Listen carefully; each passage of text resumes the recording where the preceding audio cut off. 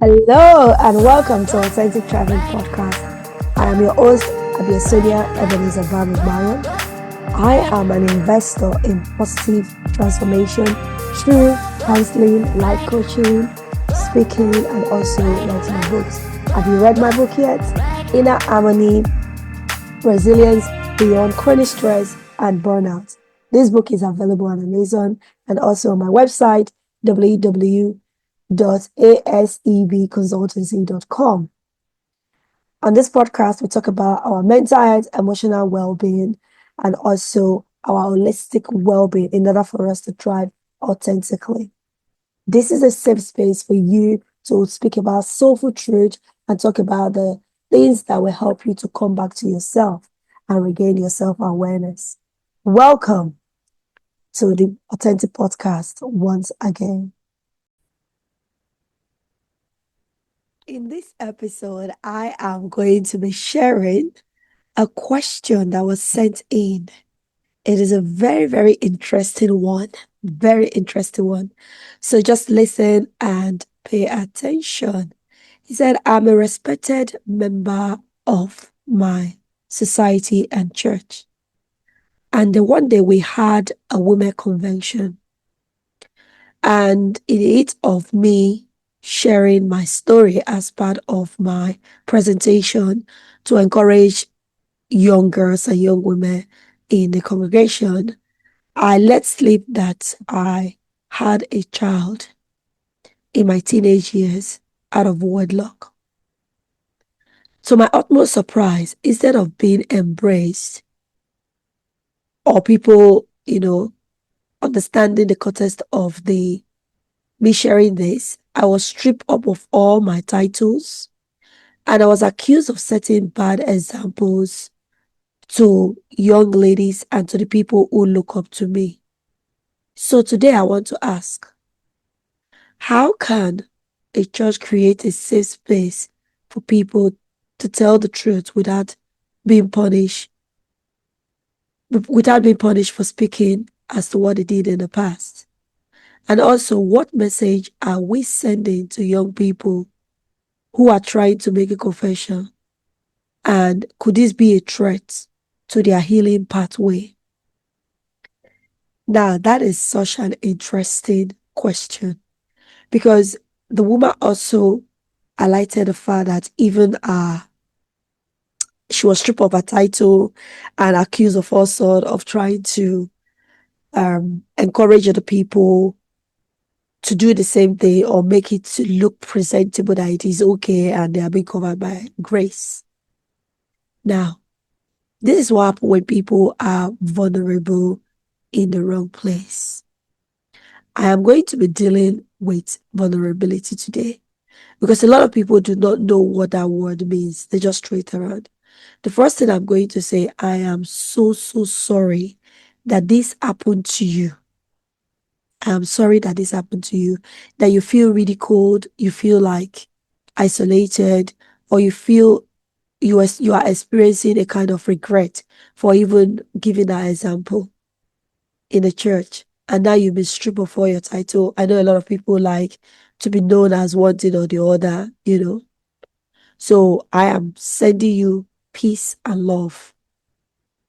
And I'm going to be diving in. So please, if you are listening to this podcast today, I want you to get a drink, get a biscuit, or take some fruits that you're going to be snacking on. Now, vulnerability is not a weakness like a lot of people say. Vulnerability is actually an emotional liberating experience. Because when you allow yourself to be vulnerable, then you are letting go of all the clutters in your heart, of all the things that you're holding on to. However, there are ways to be vulnerable. I remember when I shared last year, or even the years before, that I went through miscarriages and I even did interview with people.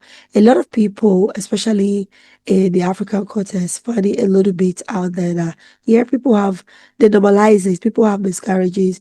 It's something that you keep to yourself. You don't have to go out there and broadcast it and everything. But one thing that helped me during that process is that before being vulnerable with the people that are outside, my guests and all of that stuff, I had already made up my mind to have a meeting with myself. Yes. So before you decide to be vulnerable, hold a meeting with yourself. Ask yourself, why are you choosing to be vulnerable? I ask myself that question. Why do I feel that I need to share that story with people during baby loss month in October? That yes, I've been through a miscarriage and I interviewed other people to share their experiences. The first reason for me was that I want to be able to share my story with other people, not to have a pity party, but to be able to encourage other people that are going through that experiences, that you can go through that experiences like miscarriage or any other hurtful experiences you've been through, you can then progress to heal from it. Or those people that are going through it that don't know what to do in that circumstances, I was hoping that my experience will help to show them ways to start their healing journey on how to even begin. I was also hoping that if you've been through that experience, then you will be able to know what to do in order to be able to for your support system to know how to help you, and also to help spouses that are going through this to know how to relate and help one another in that circumstances. So after holding that meeting with myself and ensuring that my motive for sharing was very clear, then I also spoke to my spouse. He knows that I'm vulnerable with things like that. And he was okay with it, right? I know that he was going to be okay with it. And because we've spoken to it before, we've spoken about it before.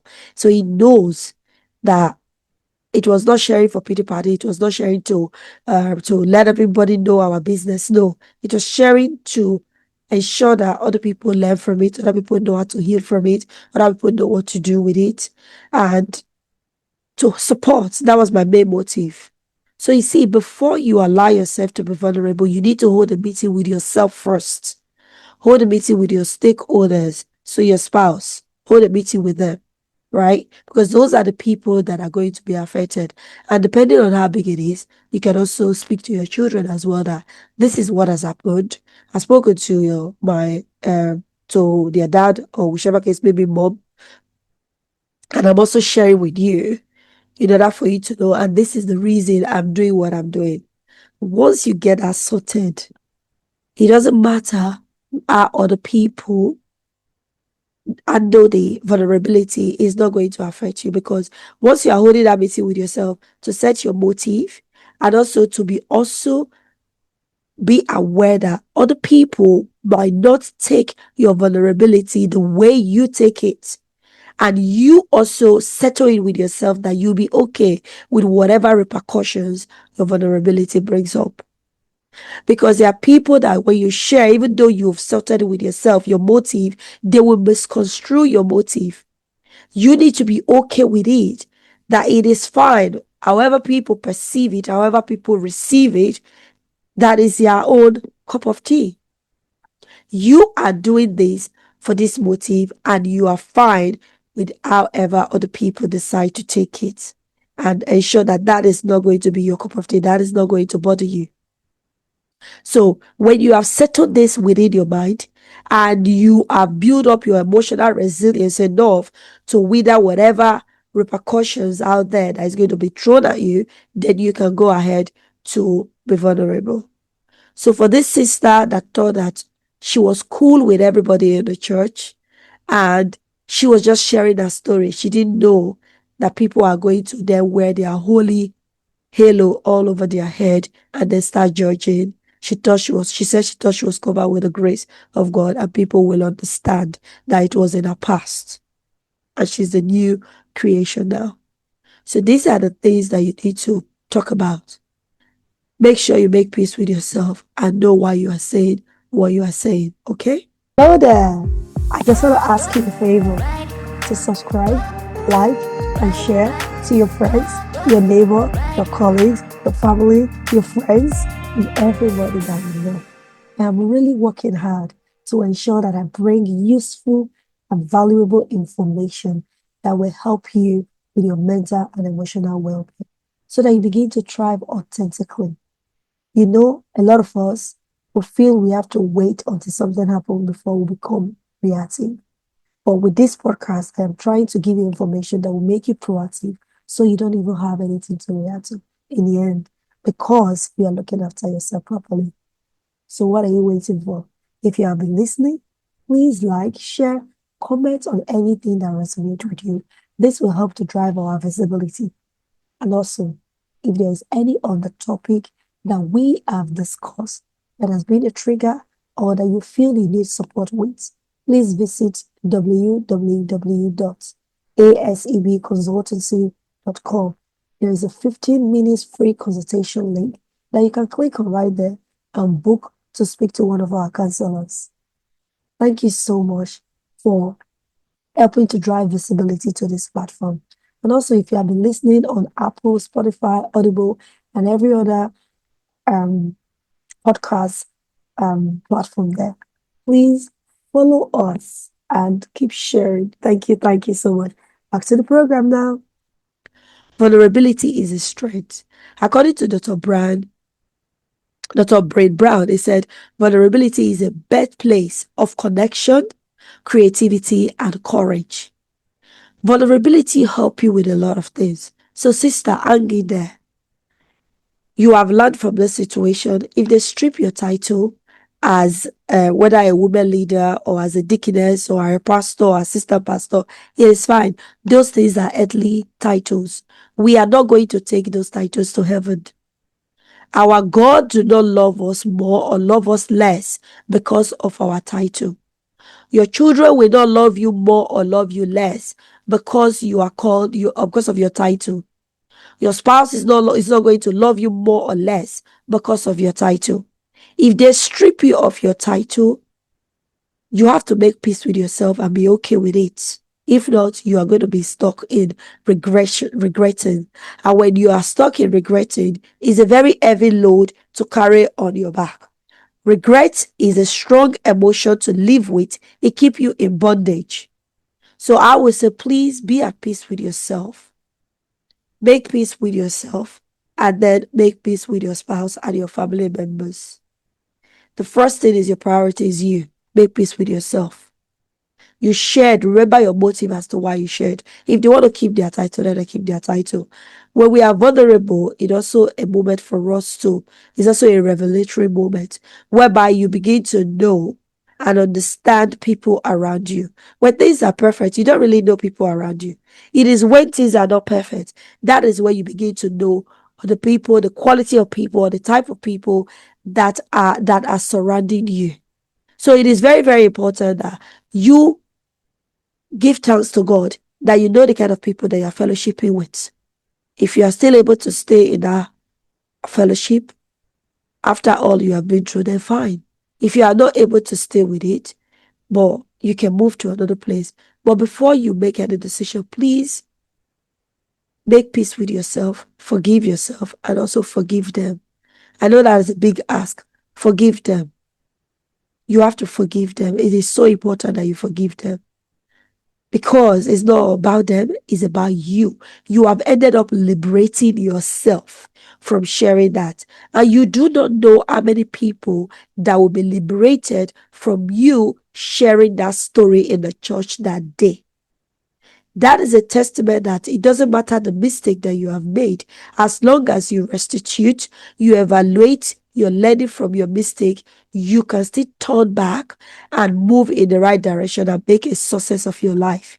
So I'm telling you now that the fact that you had a child outside of wedlock and you were still able to position yourself well, make a good story out of your life, and you are now an inspiration to other people, it just shows that you have worked, you must have made a lot of effort to turn your life around. And that is all God wants. That you are not clean in your heart. You are making the right decisions. That is what matters. God is not going to judge you. If people judge you, God will not judge you. For people out there that want to be vulnerable in one way or the other and do not even know where to start, knowing fully well that liberation Vulnerability brings liberation. It liberates you from all those secrets that you're carrying. It liberates you from anxiety. It helps you to start on a clean slate. It helps you to also know the kind of people that are around you. It helps you to accept yourself. It helps you to understand yourself more. It helps you to understand the people that are around you and break from the circles of perfection, isolation, or worry that people will find out who you really are. And then they might just expose you and then you have to lose everything. It helps you to build on a sincere foundation. There's a lot of benefit from being vulnerable. Like I say to people, I'm vulnerable. I don't have any secret that I'm going to be afraid that people are going to blackmail me for sharing my story. This is my story. How I'm going to control the narrative. How I'm going to share it the way you are. So that's what you've done. You've ended up controlling the narrative of how you ended up having a child outside of wedlock. And if your spouse has accepted you like that, who are we to judge you? Who are the people in your church to judge you?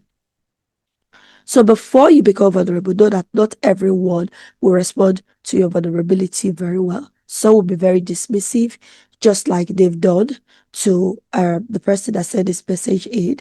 They are overreacting and removing her from positions and all of that stuff. Some people will judge you because you dared to admit that this is what happened to you and you share it. Some people will betray you, which is what she has also experienced. She's been betrayed by people that she has been fellowshipping with for God knows when. And now they are looking at her. And these responses can lead to regret. So please don't be don't be so hung up on all of the things that people do. Focus on you and how to heal from it going forward. Okay?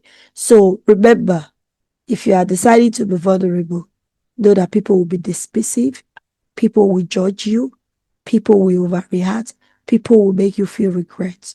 Don't do it. Don't do it.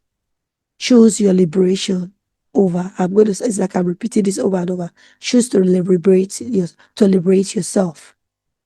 Before you become vulnerable, even though you want to liberate yourself, I want you to think about this. Ask yourself, these people I want to share with, have they earned the right for me to be vulnerable with them? Ask yourself that question. Have they earned the right for you to be vulnerable with? Because when you share with people that are compassionate, people that are empathetic, people that have been consistently there for you, then they will embrace it well. That, oh wow, you trust us enough to share this with us. But if they've not earned it, then you shouldn't. Also, if you want to be vulnerable, make sure you're vulnerable in little doses. Don't just go all out to be vulnerable with people. Be vulnerable in bits and watch people's reaction. And then you'll be able to know how vulnerable you can be with them. There are some people you're vulnerable with, they turn into a source of gossip. You know you only told that one person and now everybody knows. So you will learn to take your vulnerability to somewhere else. Some people are not mature enough to be able to receive your vulnerability. So you don't have to reveal everything at once. Reveal in doses. Now, you can be vulnerable and still be private. Yes. You can be vulnerable and set boundaries. So, for example, I've shared a different platform of the level of pain that I went through when I had the miscarriage. And nobody is going to then label me with that. Nobody is not going to press me or push me to say more than I want to say. It is my story. I am going to share it the way I want to share it. So nobody should have the right to tell you, the person that sent this letter, to ask you then that, what did you do? Who is the father of the child? And so forth and so on. No. If you have to set boundaries, this is what I want to share, and this is how I want to share it. And that is it. Nobody has the right to press you to say more than you want to share. So set your boundaries in the right way as well. Okay? Share on a need to know basis. Share the part of the story that you want to inspire people with. You don't have to tell people how many miscarriages you've had. You don't have to tell people what happened. What about those that were pregnant and they did abortion? Who is going to find out? Are you going to judge them? Who is more holy?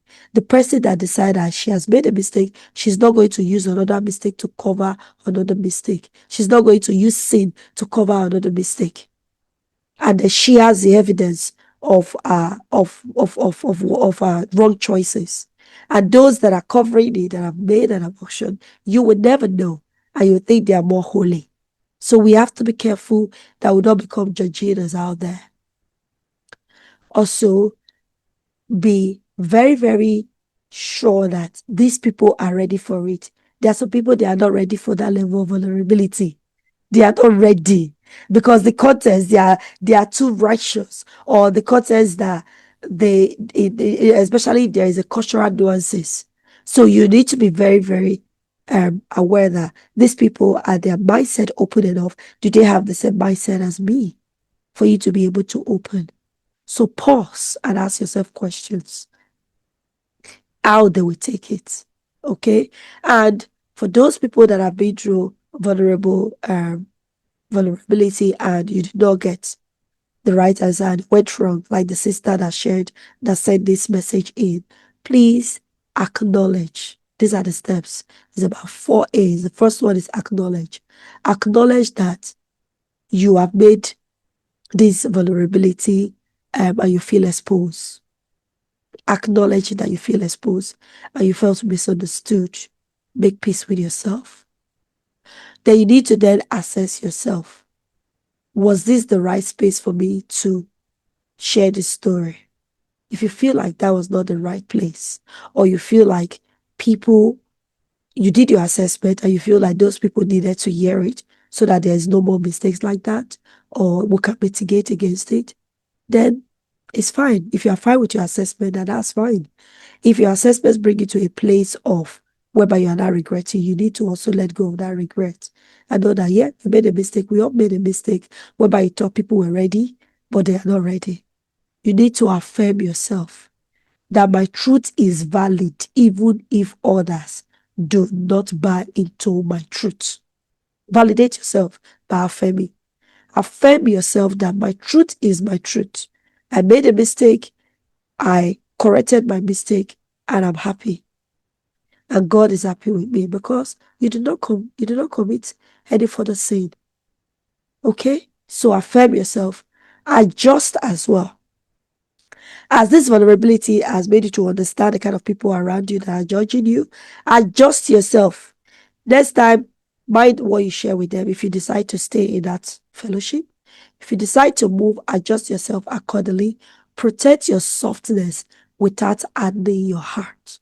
Protect your softness without hardening your heart. It doesn't mean going forward you're going to become secretive. Please don't do that. Because when you carry too much secret in your heart and you do not let go, you do not share it with the right people, you do not talk about it how it makes you feel, it can lead to disease in the body. So please look after yourself. Do not contaminate yourself with toxins because of people's inability to understand you. Okay?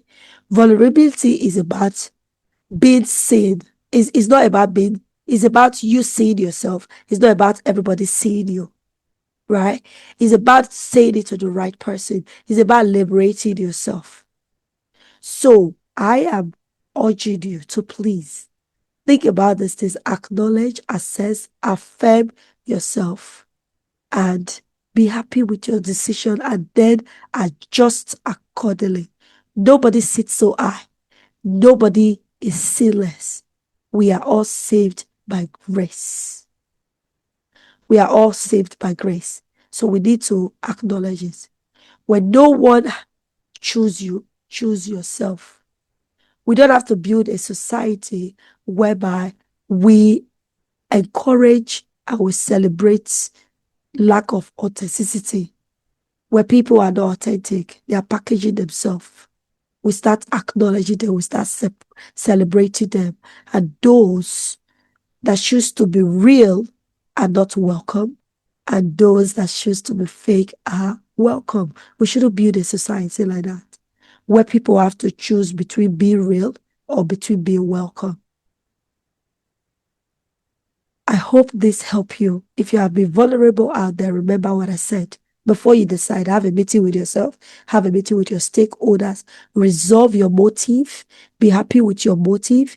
Remember, there will be repercussions because it doesn't matter how good your motive is, people will still judge you.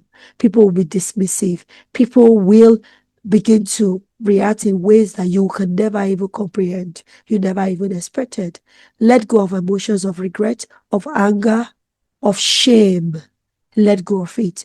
Those are terrible, poisonous, toxic emotions that you do not want to be your companion in any season of your life. Keep your truth. If you want to keep your truth, truth. Do not make it a lie because of what other people are saying. I am so glad that you have been authentic to yourself. And I really do hope that you heal from this. If you need any support with healing, you want to talk this through, you want to process all the emotions that are coming up for you, please reach out with me. Let me arrange a free session for you to be able to process this. For anybody out there that has been vulnerable and you have been judged, you have been isolated, it means you were in the wrong crowd to start with. It means you were in. So it just shows that you were in the wrong crowd in the first place. Accept the revelation, make necessary adjustments, and keep thriving in your life. After all, this is Authentic Thriving Podcast. If you are still struggling with it, journal all your emotions. Don't leave it in your head. Talk to people that you trust. If you don't want to book a session, that's fine. If you want to, this is the time for you to grab this offer. I'm sending peace and love to people out there who are keeping it real, who are showing up in an authentic way, who are authentically thriving and not living a package or a fake it till you make it life. I am sending you peace and love. This has been Authentic Thriving Podcast. Until I come your way again, I remain your host, Abia Sonia. Keep thriving, keep flourishing, and please do like, share, and comment if this resonates with you. Take care and God bless. Bye for now.